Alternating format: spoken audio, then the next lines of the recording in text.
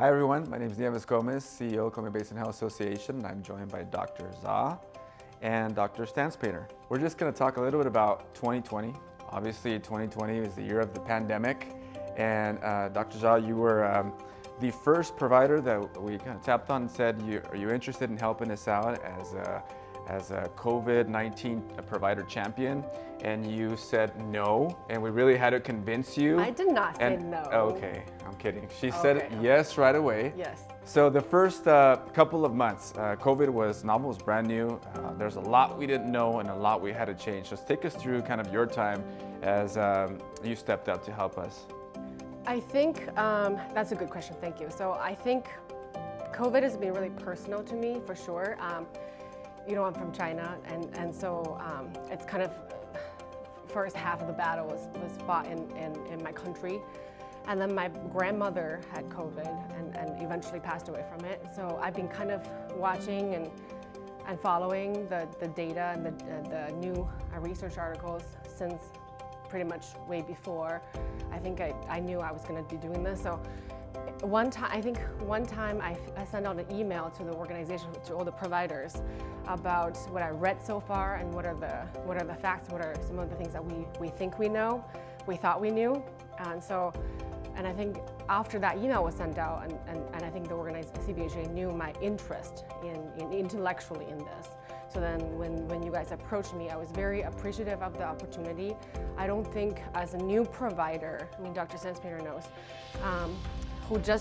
somebody who just graduated residency, as a new provider, anybody would be offered this opportunity. So it was definitely very exciting for me. I was personally, intellectually passionate about the topic. So I was happy to take the job. It was very challenging because nobody knew much about it. I think half of my days during that time was filled with just sitting down and reading just research articles, because we had to come up with our own science, our own interpretation of the sciences. So, and that was difficult, but it was very exciting at the same time. Yeah, two different perspectives as you were coming on, right out of school, but had a passion for research, and we kind of knew a little bit about that, and we offered you the opportunity, right? Didn't have a really full patient schedule yet, weren't the popular provider in town. I mean, just coming fresh and just getting there. Versus a provider who was established a couple of years, Dr. StantsPainter. What was your perspective for 2020, maybe the second half of 2020, as you took over and helped the organization be a provider champion for COVID-19? I know it had to be some sacrifice on your schedule for some patients, not being able to get to them maybe very well, but walk us through that a little bit, your experience. Yeah, I had the benefit of being able to pick up where Dr. Zha had left off. She had really set up things really well.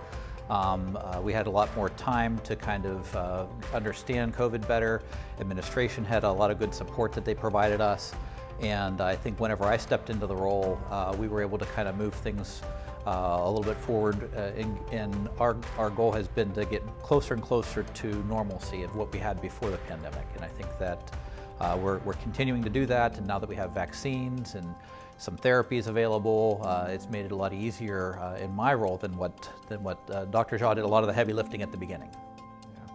And now, I guess what a sequence we've kind of gone through, where everything was novel, we knew a little more and can make some adjustments, and now we sit here today with no masks because CDC says we can do so. All three of us are vaccinated. How important is the vaccine to get back to normal for our communities, Dr. Zha? So I'm a firm believer in the vaccines. I think vaccines are our only way out of the pandemic. Certainly, there are some challenges with the vaccine studies and how the supplies and administration and all that stuff. But it's still one of the only things we have against the pandemic. Okay. One of the things that the pandemic kind of taught us is as everybody was staying home to stay safe, pre-vaccine, pre-all this, a lot of the regular primary care appointments slowed down. And a lot of that, there's a lot of patients with chronic conditions, patients with diabetes who didn't come for their A1C. So Dr. StantsPainter, how important is it right now where we are today with the pandemic for those patients to start coming back to receiving their care? Yeah, we're really looking at a year's worth of time where people have delayed some of their care. So I think it's very important. We're seeing people all the time that had been better controlled, and now we're looking at them and some of that, the wheels have kind of fallen off a little bit. They've put on some weight, they haven't been following their diet, and maybe not keeping up with their meds and getting their labs done. So we're seeing a little bit of backsliding, and I think it's really important to get them back into the clinic and get their care back under control. Yeah. Well, we're excited for the times today that we're getting an opportunity to come back into our clinics, provide the important primary care and preventative care, and that we have new services to be able to do so in our clinics. And we're looking forward, I guess, looking towards the end of the tunnel here a little bit with COVID-19, and we're hoping that with all projections by the end of the summer that we can go fully back to normal. So on behalf of CBHA, the organization, on behalf of Dr. Mew, our Chief Medical Officer as well, we want to say thank you to both of you for being the COVID-19 provider champions. A lot of hard work, a lot of sleepless nights, a lot of studying, a lot of research, a lot of emails, and I would ask you, who are the most important people in our clinics, but the most difficult people to follow directions? Who would those be?